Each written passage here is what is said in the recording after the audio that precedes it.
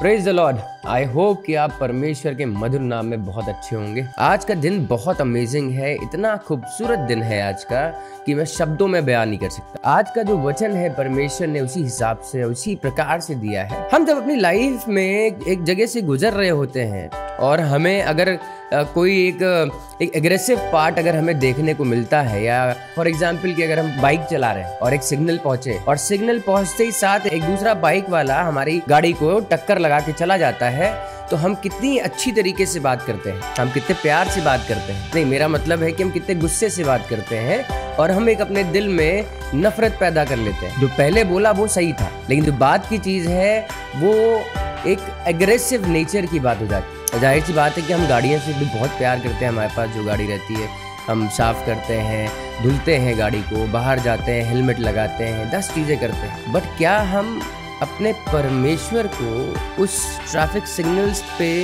या जो ऐसे एक्सीडेंट या ऐसी कुछ चीज़ें हो जाती हैं, तो क्या हमारे द्वारा क्या हम परमेश्वर को दिखा पाते हैं? उसको चौके बोल के या ये कह के कि अरे ठीक है कोई बात, परमेश्वर तुम्हें आशीष दे, आपको आशीष दे। कहना बहुत आसान लग रहा है लेकिन है बहुत कठिन। बट जब परमेश्वर मिल जाएंगे ना तो ये सारी चीजें एकदम इजी हो जाएंगी। तो आज का वचन जो परमेश्वर ने दिया है वो मत्ती 5 और 21वीं आयत में है। तुम सुन चुके हो कि पूर्व काल के लोगों से कहा गया था कि हत्या ना करना, और जो कोई हत्या करेगा वो कचहरी में दंड के योग्य होगा। परंतु मैं तुमसे ये कहता हूँ कि जो कोई अपने भाई पर क्रोध करेगा वो कचहरी में दंड के योग्य होगा, और जो कोई अपने भाई को निकम्मा कहेगा महासभा में दंड के योग्य होगा, और जो कोई कहे अरे मूर्ख वो नरक की आग के दंड के योग्य होगा। इसलिए यदि तू अपनी भेंट वेदी पर लाए और वहां तू स्मरण करे कि तेरे भाई के मन में तेरे लिए कुछ विरोध है, तो अपनी भेंट वहीं वेदी के सामने छोड़ दे और जाकर पहले अपने भाई से मेल मिलाकर और तब आकर अपनी भेंट चढ़ा। परमेश्वर भी वही चीज कह रहे हैं कि मेरे पास आओ तो किसी के लिए मन में कोई एक खराब बात या एक घृणा लेके मत आओ। अब यहाँ तो एक पर्सनल रिलेशन दे दिया परमेश्वर ने अपने भाई से। हम अगर पूरे ब्रह्मांड की बात करें या पूरे संसार की बात करें तो ये उन लोगों पे लागू होता है, उन पे भी लागू होता है। भाई की तो बात परमेश्वर ने करी दी कि अपने भाई से अगर कुछ ऐसी ग्रजेस हैं उसको पहले सॉर्ट आउट करना है। परमेश्वर की वेदी पे जाने से पहले, ऑल्टर पे जाने से पहले हम होली कम्युनियन लेते हैं। कल को कम्युनियन का भी दिन है, और जब हम कम्युनियन के लिए जाते हैं तो क्या हम वो प्योर सोल होते हैं कि जो परमेश्वर ने कहा हम उसको पूरा करके परमेश्वर की वेदी पे जा रहे हैं? हमें लगता है कि जब हम परमेश्वर के पास या वेदी पे एक कम्युनियन को लेने जा रहे हैं, प्रभु भोज को लेने जा रहे हैं, तो हमें एक सोल अपने आप को खाली करके जाना चाहिए। अगर हम प्रभु भोज लेने गए और हमारे दिल में किसी के लिए भी ग्रजेस है और इत्तेफाकन वो बंदा या वो शख्स आके हमारे बगल में खड़ा हो गया, बैठ गया, तब हमें लगता है कि हम थोड़ा सा साइड हटने लगते हैं। हमें लगता है हम थोड़ा साइड हट जाएं क्योंकि हम इससे घृणा करते हैं, इसने हमारे साथ ऐसा किया था। वो परमेश्वर का घर है और वहां पे हमको अपना एक औधा जो हम पूरी दुनिया में है या काम कर रहे हैं उसको बाहर रख के जाना चाहिए। परमेश्वर ने खुद वचन में कह दिया क्रोध के बारे में, यानी परमेश्वर की नजरों में क्रोध की जगह नहीं है। अब मैं तुम्हारे शरीर को अपना भवन बना चुका हूँ, और जब भवन परमेश्वर का है तो यहाँ पे नेगेटिविटी नहीं होनी चाहिए, यहाँ पे प्यार, नम्रता, दीनता होनी चाहिए। वचन देखिए, फिर से पढ़ रहा हूँ, लिखा क्या है? परंतु मैं तुमसे ये कहता हूँ कि जो कोई अपने भाई पर क्रोध करेगा वो कचहरी में दंड के योग्य होगा, और जो कोई अपने भाई को निकम्मा कहेगा वो महासभा में दंड के योग्य होगा। अब देखिए, महानिकम्मा भी बता दिया कि नहीं कहना है, यानी मुंह से हमें अब शब्द का इस्तेमाल ही नहीं करना, क्योंकि परमेश्वर ने हमारे मुंह में वचन डाल दिए।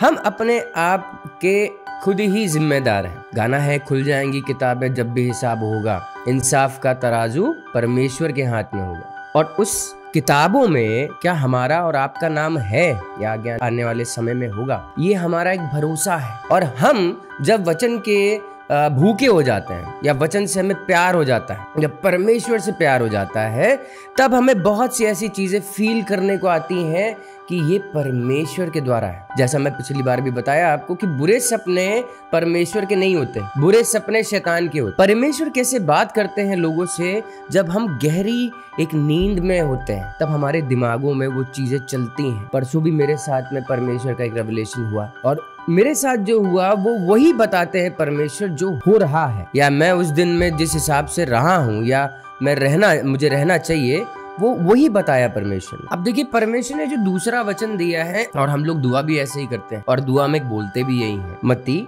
7 और उसका 7वां वचन, मांगो तो तुम्हें दिया जाएगा, ढूंढो तो तुम पाओगे, खटखटाओ तो तुम्हारे लिए खोला जाएगा, क्योंकि जो कोई मांगता है उसे मिलता है, जो ढूंढता है वो पाता है, और जो खटखटाता है उसके लिए खोला जाएगा। तुम में से ऐसा कौन मनुष्य है कि जिसका पुत्र उससे रोटी मांगे तो वो उसे पत्थर दे, या मछली मांगे तो उसे सांप दे? अतः जब तुम बुरे होकर अपने बच्चों को अच्छी वस्तुएं देना जानते हो, तो तुम्हारा स्वर्ग पिता अपने मांगने वालों की अच्छी वस्तुएं क्यों ना देगा। इस कारण जो कुछ तुम चाहते हो कि मनुष्य तुम्हारे साथ करे, तुम भी उनके साथ वैसा ही करो, क्योंकि व्यवस्था और भविष्यवक्ताओं की शिक्षा यही है। अब हम लोग कहते हैं ना, एक परमेश्वर ने देखिए कितनी खूबसूरत बात इस वचन में कह दी, जो हम चाहते हैं कि दूसरे हमारे साथ करें, वैसा ही हमें उनके साथ करना है। परमेश्वर ने कहा मांगो तो तुम्हें दिया जाएगा। बिल्कुल, हम हर प्रार्थना जब करते हैं तो हम मांगते हैं परमेश्वर से, दुआ करते हैं, दूसरों के लिए प्रार्थना करते हैं, लेकिन सिर्फ मांगते रहते हैं। बहुत से चीज़ें कभी कभी ऐसी हो जाती हैं, सिचुएशन ऐसी होती कि बस दे दे परमेश्वर, दे दे परमेश्वर, दे दे। हम थैंकफुल भी होते हैं, परमेश्वर का धन्यवाद भी करते हैं, बट अगर हम परमेश्वर से मांग रहे हैं और अगर परमेश्वर का एक निर्धारित समय है, उस निर्धारित समय से पहले ना मिला और उसी समय पे मिला और तब तक आप वेट नहीं कर पाए, तब ये भी हो सकता है कि परमेश्वर मेरे साथ क्यों, मैं तो बहुत सालों से मांग रहा हूँ, मैं तो बहुत सालों से कह रहा हूँ, परमेश्वर ने उस टाइम पे नहीं दिया। क्योंकि हम परमेश्वर के लिए वो बच्चे हैं जो चलना सीखे हैं। परमेश्वर से अगर मैं आज बोल दूं कि मुझे एक ऐसी चीज चाहिए जो कि मेरे इस समय यूज में नहीं है या काम की नहीं है, तो क्या मुझे परमेश्वर देंगे? ऐसे ही सबके जीवन का परमेश्वर के पास एक रिकॉर्ड है। आपको वो चीज कब जरूरत पड़ेगी, परमेश्वर आपसे बेहतर जानते हैं। जब आप बाइबल पढ़ेंगे तब परमेश्वर आपको वो समझ बुद्धि ज्ञान देंगे कि आप उस बाइबल के वचनों को समझ सके। परमेश्वर के राज की खोज करना बहुत इंपॉर्टेंट है।